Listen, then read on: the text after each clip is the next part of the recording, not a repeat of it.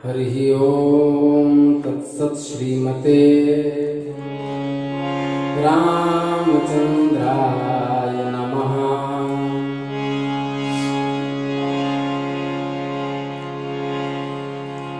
श्रीमते रामानंदाचार्याय नमः। श्रीमते मलूकदासाय नमः।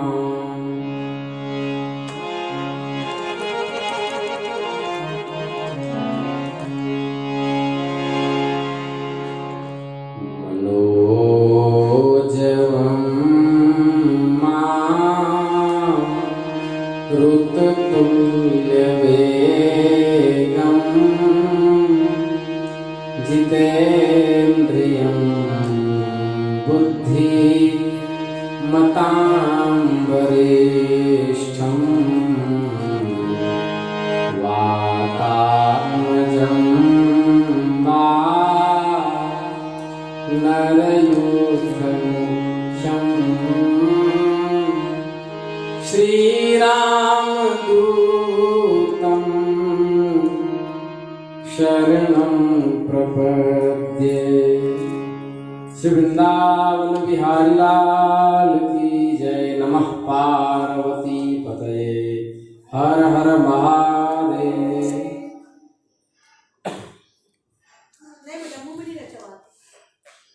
भक्तवांछा कल्पतरु भक्तवत्सल शरणागत वत्सल दीनबंधु दया सिंधु भगवान श्री हरि की महती कृपा करुणा से हम लोग आज द्वादश स्कंद के माध्यम से सत्संग लाभ प्राप्त कर रहे हैं। परीक्षित दृष्ट्वात्मनि जय व्यग्राम रूपान हसति भूरियम अहो मां विजिगीषन्ति मृत्योः क्रीडनका नृपाः। जब पृथ्वी देखती है कि राजा लोग मुझ पर विजय प्राप्त करने के लिए उतावले हो रहे हैं, तब वो हंसने लगती है। वो कहती कितने आश्चर्य की बात है कि ये राजा लोग स्वयं मौत के खिलौने हैं, मुझे जीतना चाहते हैं। राजाओं से यह बात छिपी नहीं है कि वे एक न एक दिन मर जाएंगे, फिर भी वे व्यर्थ में मुझे जीतने की कामना करते हैं। सचमुच इस कामना से अंधे होकर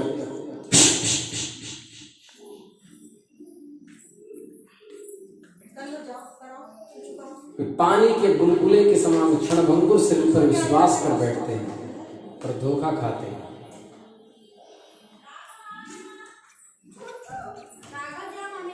उन्हें लगता है कि हम समस्त सेनाओं को वश में कर लेंगे और विजय मार्ग में जो भी कांटा बोएगा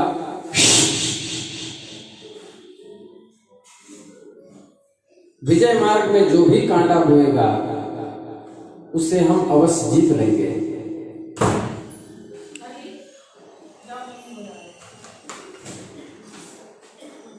इस तरह धीरे धीरे क्रम से सारी पृथ्वी हमारे अधीन हो जाएगी। फिर समुद्र ही सारे खाइयों की तरह हमारे राज्य की रक्षा करेंगे। लेकिन उन्हें यह बात नहीं सूझती कि उनके सिर पर काल सवार है।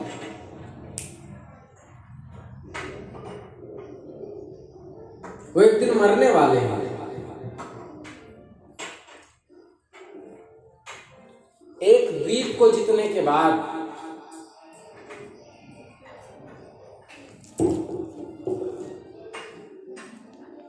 फिर दूसरे द्वीप को जीतना चाहते हैं।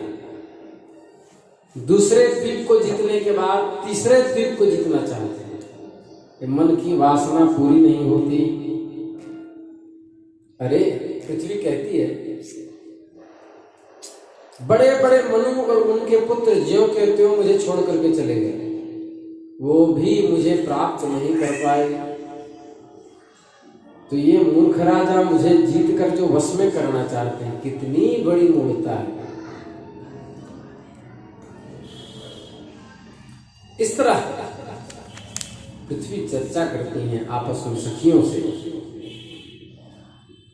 यस्तुत्तम श्लोक गुणानुवादः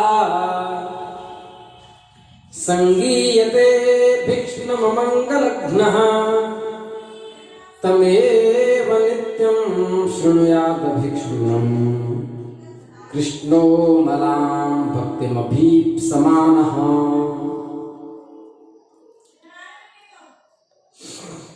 संसार में बड़े बड़े प्रतापी और महान पुरुष हुए हैं, वे लोगों में अपने यश का विस्तार करके यहां से चल बसे, किंतु हे परीक्षित, मैंने तुम्हें ज्ञान और वैराग्य का उपदेश करने के लिए भगवान की कथा सुनाई है। यह वाणी का विलास मात्र है, इसमें पारमार्थिक सत्य कुछ भी नहीं संसार में। भगवान श्री कृष्ण का मंगल गुणानुवाद सभी अमंगलों को नाश करने वाला है। बड़े बड़े महात्मा उसी का गुण गाते हैं। हे परीक्षित, सतयुग में धर्म के 4 चरण होते हैं, सत्य, दया, तप और दान।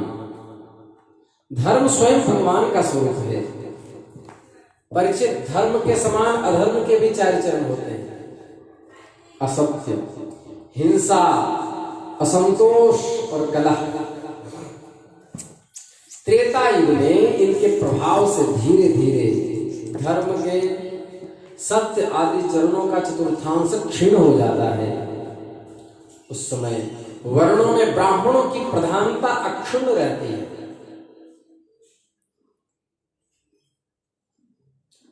द्वापर युग में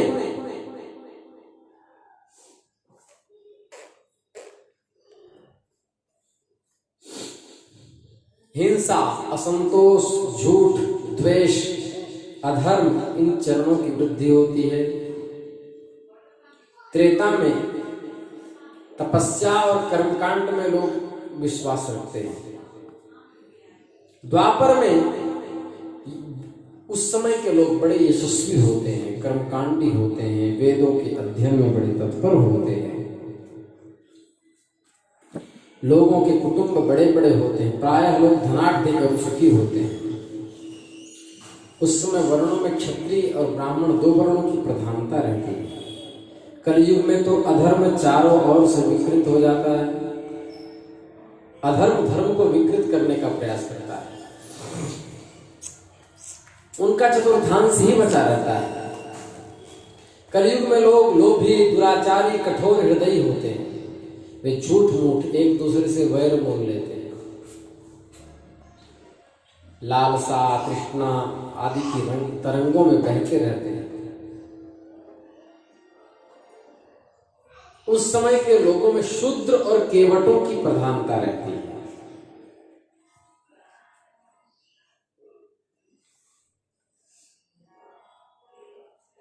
ब्राह्मण नामधारी जीव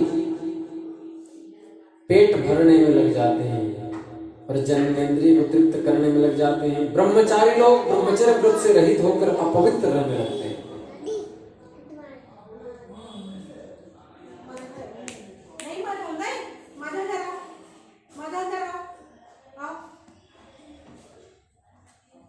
वानप्रस्थी गांवों में बसने लगते हैं। मम्मी बुला रही साहब, राघव मम्मी बुला रही। सन्यासी धन के अत्यंत लोभी और अर्थ पिशाच हो जाते हैं। त्याग तपस्या छोड़ करके सिंहासन, धन आदि के पीछे भागते रहते हैं। कलयुग में स्त्रियों का भूख बढ़ जाता है, आकार छोटी हो जाती है, उन्हें संतान अधिक होती है, किंतु लाज और हया उनका भूषण जो है वह भी छोड़ बैठती है।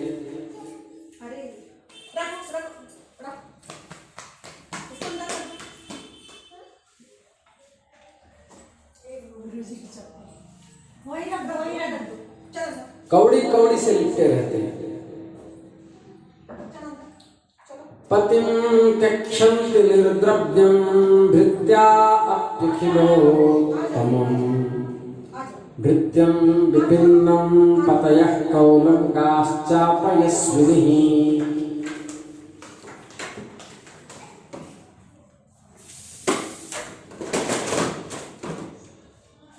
स्वामी चाहे सर्वश्रेष्ठ क्यों न हो, जब सेवक लोग देखते हैं कि उनके पास धन दौलत नहीं रही तो उनका त्याग कर देते हैं कलयुग में। सेवक चाहे कितना ही पुराना क्यों ना हो, विपत्ति आ जाए तो स्वामी उसे छोड़ देता है। और तो क्या, जब गौएं बकेल हो जाती हैं, दूध देने में असमर्था हो जाती हैं, तो उनको कसाईयों को दे देते हैं। कलयुग के मनुष्य बड़े ही लंपट हो जाते हैं। वो केवल वासना तृप्ति के लिए ही प्रेम करते हैं। विषय वासना के वशीभूत होकर इतने दीन हो जाते हैं कि माता पिता भाई बंधु मित्रों को भी छोड़कर अपने साले और साली से सलाह लेते हैं कि हमें क्या करना चाहिए। हम तो बहुत बचा करके बोल रहे हैं, नहीं तो भगवान वेदव्यास व्यास जी की लेखनी ने किसी तत्व को नहीं छोड़ा। पर व्यासपीठ की मर्यादा है, सारी बातें बड़ी ढंग से प्रस्तुत करनी चाहिए।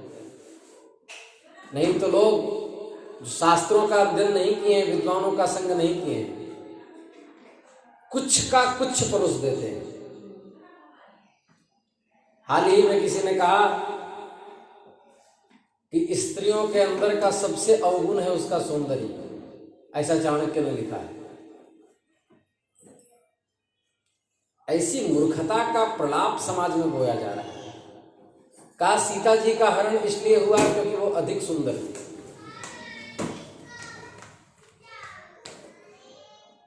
ऐसा क्यों होता है? क्योंकि शास्त्रों का सम्यक अध्ययन नहीं होने पर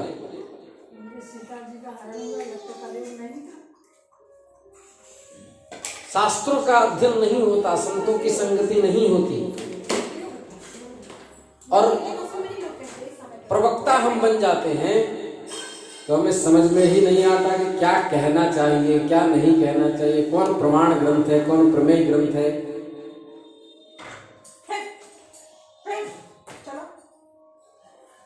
शूद्राः प्रतिगृह्यन्ति तपोवेशोपजीविनः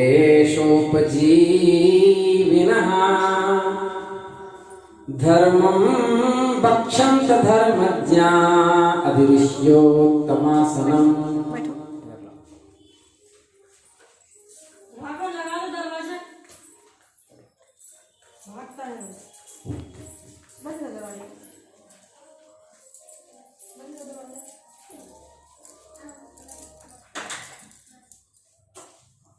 शूद्र तपस्वियों का वेश बनाकर अपना पेट भरते हैं और दान लेते हैं। जिन्हें धर्म का रत्ती भर भी ज्ञान नहीं, वे ऊंचे सिंहासन पर विराजमान होकर धर्म का उपदेश करते हैं और स्वयं जीवन अधर्ममय होता है।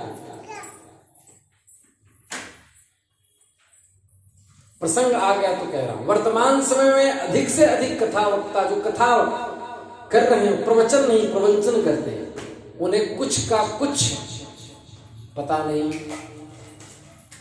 अनर्गल प्रलाप करते हैं, घर द्वार की बातें करते हैं, क्रिकेट फुटबॉल की बातें करते हैं, असंबद्ध बातें करते हैं,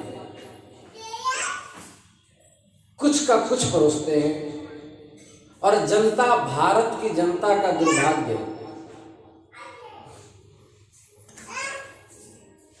जो जो नए नए लॉन्च होते हैं उन्हीं के पीछे दौड़ पड़ती है जनता। सबसे अधिक भीड़ कहाँ होगी? जहां पर मनोरंजन का साधन हो। और विद्वान महापुरुषों के सत्संग में 2 लोग, 5 लोग, 10 लोग, बस इससे अधिक नहीं होते।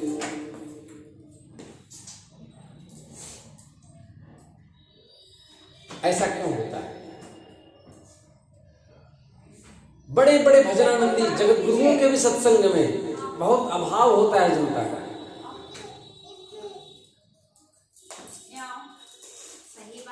मनोरंजन का अभाव जब हो तो घर में जाकर भी कथा करो तो लोगों को मन नहीं लगता। मनोरंजन चाहिए, मनोमंथन नहीं। अब केवल कथा के माध्यम से लोग धन बटोरे जा रहे हैं।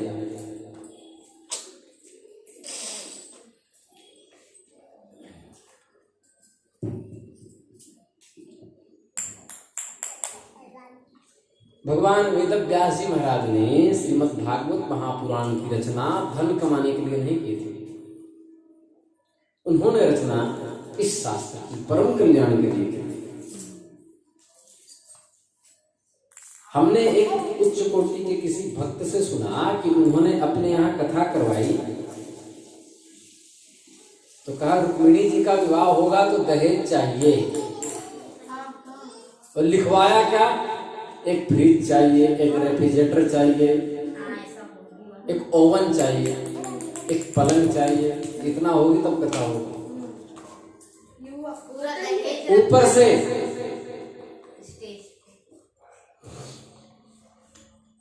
ऊपर से मनोरंजन उससे नहीं हुआ तो किसी को सुदामा बना देते हैं, किसी को कृष्ण बना देते हैं। अरे भाई कथा हो रहा है कि नाटक हो रहा है? किसी को शिव बना देंगे। अब जनता का ध्यान उधर आकर्षित होता है। हाँ भाई नारद जी महाराज आ गए हैं, कुछ दक्षिणा चढ़ाइए। इस पर जल्द से जल्द रोक लगना चाहिए। महात्माओं को एकजुट होकर के ऐसे ठगने वालों ठगियों की कथा बंद करनी चाहिए। केवल जो विद्वान हो उन्हीं को व्यास बुद्धि मिले। यही भगवान कह रहे हैं, भगवान वेदव्यास जी कह रहे हैं कलयुग की प्रजा सूखा पड़ने के कारण अत्यंत भयभीत और आतुर हो जाती है। एक तो दुर्भिक्ष, दूसरे साधकों शासकों की कर वृद्धि, रोटी का टुकड़ा मिलना भी कठिन हो जाता है। कलयुग में अनेक दोष होते हैं। 1000 चतुर्युगी ब्रह्मा जी का एक दिन होता है। ब्रह्मा जी के इस दिन को ही कल्प कहते हैं। एक कल्प में 14 मनु होते हैं।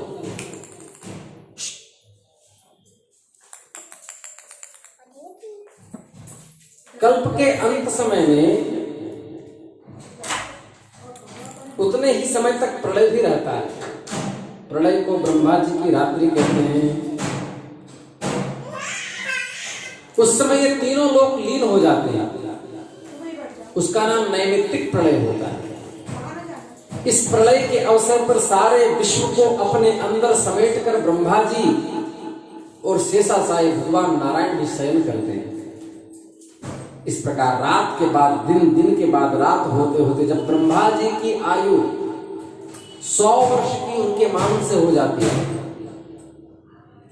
तो मनुष्यों की दृष्टि में 2 परार्ध की आयु समाप्त हो जाती है। परार्ध सबसे अंतिम संख्या है। तब महत तत्व, अहंकार, पंचतन मात्रा, ऐसा तो प्रकृति में लीन हो जाती है। इसी के नाम प्राकृतिक प्रलय कहते हैं। प्राकृतिक प्रलय, इस प्रलय में प्रलय का कारण उपस्थित होने पर कारण स्वरूप में सब घुल मिल जाता है। प्रलय का समय आने पर 100 वर्ष तक पृथ्वी पर वर्षा नहीं होती, किसी को अन्न नहीं मिलता, प्रजा भूख प्यास से व्याकुल होकर एक दूसरे को खाने लगती है।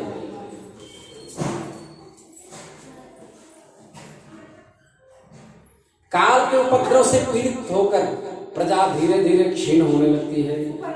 प्रलय काल में सांवर्तक सूर्य एक साथ 7 सूर्य उदित होते हैं, भयंकर प्रचंड अग्नि को लेकर के, जो पृथ्वी के सारा रस खींच खींच कर सोख लेते हैं। सदा की भांति पृथ्वी पर जल नहीं बरसाते। उस समय संकर्षण भगवान के मुख से प्रलय काल में संवर्तक अग्नि प्रकट होती है। पूरा ब्रह्मांड जलने लगता है। आकाश धुएं धूल से भरा रहता है। उसके बाद असंख्यों रंग बिरंगे बादल आकाश में मंडराने लगते हैं। फिर 100 वर्ष तक वर्षा होती है लगातार। अब भयंकर वर्षा होती है। संपूर्ण पृथ्वी समुद्र में बदल जाती है। मतलब जो जलने से बच गए वो डूब करके मर जाते हैं। अब वर्षा जब होती है तो पृथ्वी से 100-100 किलोमीटर ऊपर तक जल चलता है, मतलब आधा आकाश। जब जब प्रलय होता है तब तब जल पृथ्वी के विशेष गुणगंध को ग्रस लेता है, अपने में लीन कर लेता है। यह प्राकृतिक प्रलय है, इसको प्राकृत प्रलय कहते हैं। और उसके बाद आत्यंतिक प्रलय होता है जिसको मोक्ष कहते हैं, जिसमें भगवान में जीव सदा सदा के लिए लीन हो जाता है। यतो गत्वा निवर्तन्ते तद्धामा परमं मम, जहां जाकर के फिर आना मनुष्य को नहीं पड़ता, उसको आत्यंतिक प्रलय कहते हैं। उस आत्यंतिक लय होने के बाद ये सारी बातें भगवान ने बताई। श्री सुखदेव जी महाराज ने परीक्षित से कही, श्री कृष्ण द्वैपायन वेद व्यास जी ने सुखदेव जी को श्री भागवत संहिता का उपदेश किया। परीक्षित, इस श्रीमद् भागवत महापुराण में बार बार और सर्वत्र विश्वात्मा भगवान हरि का संकीर्तन हुआ है।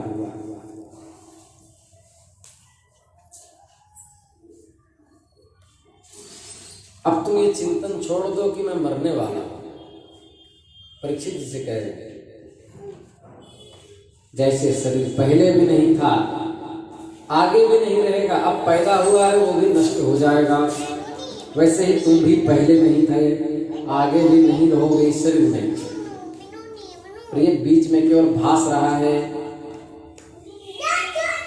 जैसे स्वप्ने यथा शिरश्छेदम पंचत्वाद्यात्मनस्वयं यस्मात् पश्यति देहस्य तत आत्मा ह्यजोमरः।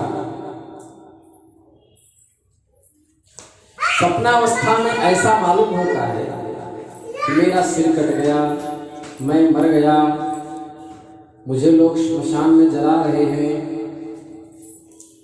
वो देख के कांपने लगता है, डर जाता है।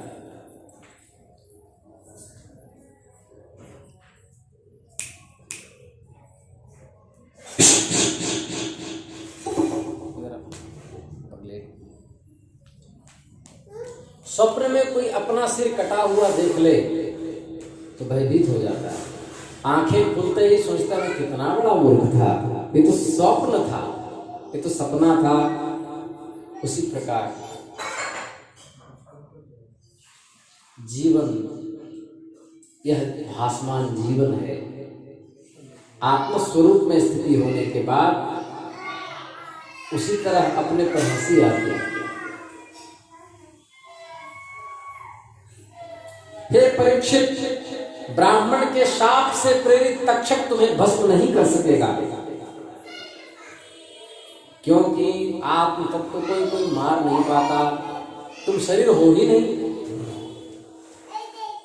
इसलिए अपने स्वरूप को वास्तविक एक रस अनंत विश्वात्मा प्रभु श्री कृष्ण में स्थित कर लो।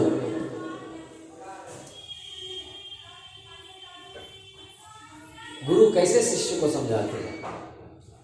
जब अपनी विषैली जीभ से लपलपाता हुआ तक्षक अपने ओठों के कोनों को चाटता हुआ तक्षक जब तुम्हारे सामने आएगा, तुम्हारे पैरों को डसेगा, तब तुम परवाह मत करना।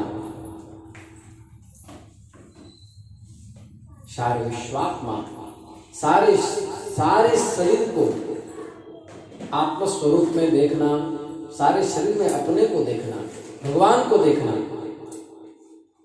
इस उपदेश को परीक्षित जी ने बड़े ध्यान से श्रवण किया। तो कहा, विदाई दे रहे सुखदेव जी को, सिद्धोस्म्यनुगृहीतोस्मि भवता करुणात्मना श्रावितो यच्च मे साक्षात् धनादिनिधनो हरिः। भगवान, आप करुणा के मूर्तिमान स्वरूप हैं। आपने मुझ पर परम कृपा करके अनादि अनंत एक रस सत्य भगवान श्री हरि के स्वरूप और लीलाओं का वर्णन किया है। मैंने और मेरे साथ बहुत से महापुरुषों ने बैठ करके इस भागवत महापुराण का श्रवण किया है। इस पुराण में पद पद पर भगवान श्री कृष्ण का स्वरूप हमने सुन करके अपने आत्मा का मंथन किया है। हे भगवान,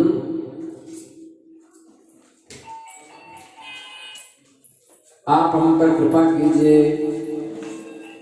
आपने भगवान के परम कल्याण रूप स्वरूप में मुझे साक्षात्कार करा दिया है। सुखदेव जी के चरणों में पुष्प रखे, पूजन किया। परीक्षित से विदा लेकर सुखदेव जी अवधूत की तरफ फिर कहीं चल पड़े। बोले सुखदेव जी महाराज की जय। इसके बाद परीक्षित ध्यान में समाधिस्थ हो गए। श्वास प्रश्वास को रोक दिया, कुंभक कर लिया। प्राणायाम के द्वारा अपने शरीर को स्तंभित करके श्वासों को रोक लिया और इधर ऋषि मुनि सब विदा हो गए। बहुत से ऋषि परीक्षित को भगवत धाम जाते हुए देखना चाहते थे, वो रुक गए। श्रृंगी ने जो क्रोधित होकर परीक्षित को शाप दिया था, ऋषि शमीक के पुत्र, उनका भेजा हुआ तक्षक दिनांक आ गया। वह तक्षक परीक्षित को डसने के लिए चल पड़ा।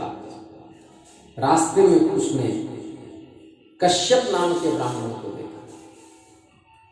कहा, तू मेरे विष को कैसे रोक सकता है? तो बोले, तुम अपना प्रभाव दिखाओ। महाभारत में यहां नहीं लिखा है। तो वहां पर तक्षक ने जैसे ही एक डांस लगाई, पूरा वृक्ष जल करके भस्म हो गया। लेकिन वह जो कश्यप नाम के ब्राह्मण थे, बड़े विद्वान महापुरुष थे। उन्होंने संजीवनी विद्या से जैसे ही उस पर जल डाला, फिर से वो हरा भरा हो गया। बोले,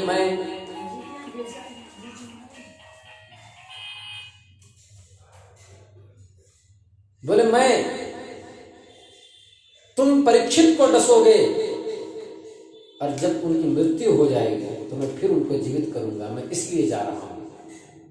वो संजीवनी लेकर के जा रहे थे, रास्ते में रोक दिया। कहा, मैं तुमको बहुत सा धन दूंगा। कश्यप ने कहा था कि मैं जब राजा परीक्षित को जीवित कर दूंगा तो मुझ पर प्रसन्न होंगे और मुझे पर्याप्त धन की प्राप्ति होगी। महाभारत में बात आई। बोले, आपको धन चाहिए? तक्षक के पास तो मणि ही मणि होता है। पर्याप्त धन दे दिया और कश्यप को रास्ते से लौटा दिया। होनी को कोई टाल नहीं सकता। अब इधर राजर्षि परीक्षित अपने स्वरूप में स्थित हो चुके थे। शरीर का त्याग कर दिया उन्होंने। शरीर ऐसे बैठा ही था। आत्म तत्व का अनुकर्षण हो गया और आकर के तक्षक ने परीक्षित जी को डस लिया। डसते ही सारा शरीर जल करके भस्म हो गया। पृथ्वी आकाश सभी दिशाओं में बड़े बड़े जोर से हाय हाय की ध्वनि होने लगी।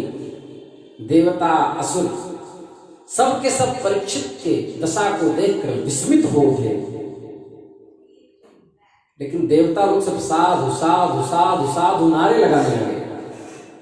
जब जनमेजय ने सुना कि तक्षक ने मेरे पिता को डस दिया है, उन्हें बड़ा क्रोध हुआ। उन्होंने सर्पों के यज्ञ के लिए अग्निकुंड बनाया और सर्प यज्ञ किया। इसमें तो कम दिया है, संक्षेप में महाभारत में लिखा है कि जैसे ही ब्राह्मण मंत्र का आह्वान करते थे, घोड़े हाथी के आकार के सर्प आकर के उस हवन कुंड में गिरने लगे। मेदा चर्बी से संपूर्ण पृथ्वी पटने लगी, इतने सर्प जल गए, इतने भयंकर भयंकर सर्प थे। जब तक्षक को लगा कि अरे सर्प यज्ञ हो रहा है, कहीं मेरे नाम का संकल्प हुआ तो मैं भी जल जाऊंगा, तक्षक ने इंद्र की शरणागति ले ली। इंद्र ने कहा तुम घबराओ मत, मैं हूं। अब उनको क्या पता ब्राह्मण सबका बाप होता है। जन्मेजय जी ने कहा ब्राह्मणों आपने तक्षक की आहुति क्यों नहीं दी? कहा भगवान वो तो इंद्र की शरणागति ले चुका है, इंद्र के सहित उसको अग्नि में झोंक दो, क्योंकि मेरे शत्रु का समर्थन करने वाला भी मेरा शत्रु है। तच्छ्रुत्वा जुहुर्विप्राहा सहेन्द्रम तक्षकम मखे तक्षकासु पतस्वेह सहेन्द्रेण मरुत्वता। तब हाथ में जल लिया ब्राह्मणों ने और श्री विष्णु संकल्प किया और मंत्र पढ़ करके संस्कृत में कहा कि रे तक्षक तू मरुदगण के सहचर इंद्र के साथ इस अग्नि कुंड में शीघ्र आके गिर जा। जैसे ही जल गिराया वैसे ही इंद्र का सिंहासन खिसकने लगा। इंद्र हड़बड़ा गए। आकर्षण मंत्र का पाठ करते ही इंद्र का विमान चक्कर काटने लगा और अग्नि कुंड की ओर आकर्षित होने लगा। इंद्र की हालत खराब हो गई। उन्होंने तुरंत अपने गुरु बृहस्पति को भेजा, कहा हमारी रक्षा कीजिए, क्योंकि सर्प इंद्र के सिंहासन के पास था, लिपटा हुआ था कि इंद्र हमें बचाएंगे, तो सिंहासन सहित खींचने लगा। ये मंत्र प्रभाव होता था। उसी समय बृहस्पति देवगुरु बृहस्पति आए। जन्मेजय जी खड़े हो गए, उन्होंने पूजन किया। उसके बाद बृहस्पति जी ने प्रारब्ध आदि का ज्ञान करवाया। कहा राजन सर्पराज तक्षक को मार डालना आपके योग्य नहीं है। जगत के प्राणी अपने अपने कर्म के अनुसार जीवन मरण और मरणोत्तर गति को प्राप्त करते हैं, इसमें तक्षक का कोई दोष नहीं। आपके पिताश्री के जीवन का प्रारब्ध पूर्ण हो चुका था, तक्षक तो निमित्त मात्र है। सब प्रारब्ध का ही उपभोग करते हैं, क्योंकि जगत में सभी अपने अपने प्रारब्ध में आबद्ध हैं। इतना कहने के बाद वहां तो आया है कि आस्तिक नाम के एक बालक आए जो उच्च कोटि के ब्रह्मर्षि थे। उन्होंने सर्प को आकाश में रोक दिया, सर्पों की रक्षा की, और सर्पों ने कहा ध्यान से सुने कि मैं तुम्हें आशीर्वाद देता हूं, तुमने हमारे प्राणों की रक्षा की है। जब भी हम किसी के पास दिखें तो जो तुम्हारा नाम 3 बार लेकर के चुटकी बजा देगा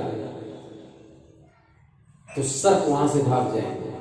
यदि आस्तिक आस्तिक आस्तिक कहने के बाद भी जो सर्प नहीं भागेगा उसके सर के 100 टुकड़े हो जाएंगे। ये मेरा परीक्षित प्रयोग है। मैंने एक बार गांव में खेत में सर्प देखा। मैंने अपनी इस शरीर की दादी से सुन रखा था। गांव वालों को भी थोड़ा मोड़ा मालूम होता है, तो उन्होंने कहा कि सर्प देखने से आस्तिक आस्तिक करना चाहिए। मैं डर गया, मैंने कहा आस्तिक आस्तिक आस्तिक, वो चला गया। सर्प कभी भी दिखे तो महात्मा आस्तिक का नाम लेने पर वो भाग जाता है। यदि कदाचित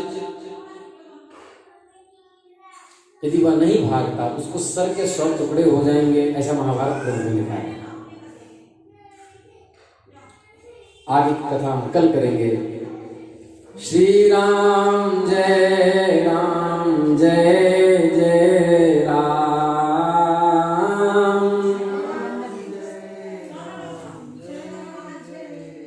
सीताराम जय सीताराम।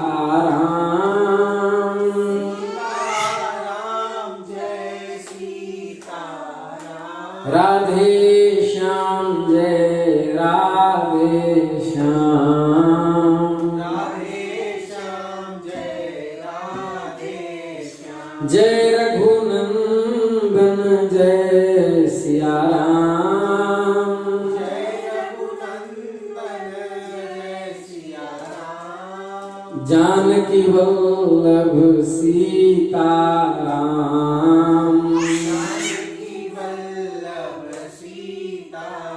नमः पार्वती पतये हर